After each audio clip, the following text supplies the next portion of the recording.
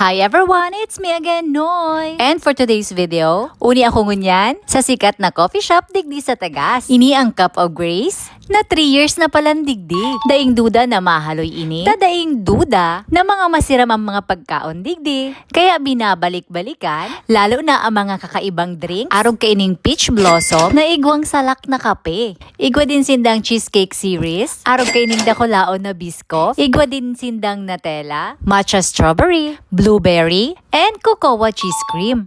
Dara ko laon ng serving kang drinks, kaya sigurado ako da ikaw mo mabibitin. Igwa din sindang lemonade series, arog kaining dragon fruit mango, and dragon fruit pineapple. They also have refreshers like lemonade calamansi aloe, honey lemon aloe, strawberry banana, lychee peach, green lemon pomelo, and blueberry banana. Ini ang coffee shop na may more than 50 drinks to choose from. And from time to time, igwa sindang tiglo-launch ng mga bagong drinks. Arog kang cinnamon Spanish season latte, coffee jelly latte in sea salt cream, and guava fusion blast. And arang banindo, na dakulon ding digding pagkaon. Arog kaining dakulaon na burger, na da ikaw mabibitin, ta double patty siya with mozzarella. Tigi-slice ko na lang ngani, ta dakulaon siyang kagaton. They also have smoked burger patty, pulled chicken for only 289 pesos, and the smoked ribs burger.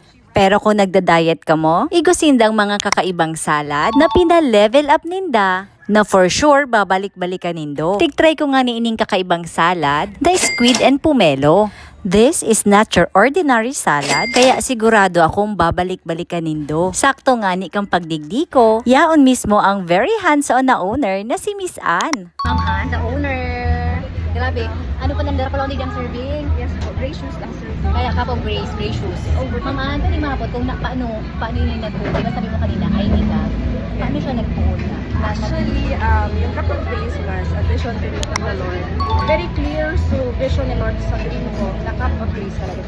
Even all our clients there was used by the Lord to accomplish kung ano ang meron ngayon kay cup of grace. Ang ibig sabihin kasi ng cup of grace, hindi po ako si Grace. Kaya nga, nagulat ako, kayo pala si Ann. Ang ibig sabihin ng cup of grace, it's a cup of blessing, meaning it overflows. Kaya po, our servings are really generous. Tingnan niyo, nagulat kami. Ang lalaki pala ng serving dito. Tig-isa kami.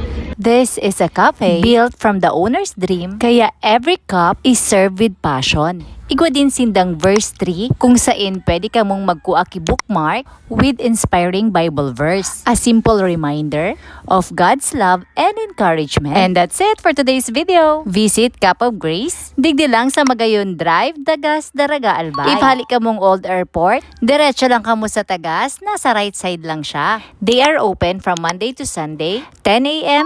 to 11 p.m. For inquiry and reservation, you may contact 0947-175-1243 or PM them on their Facebook page. Thanks for watching. Follow for more and I'll see you guys again next time. Mwah!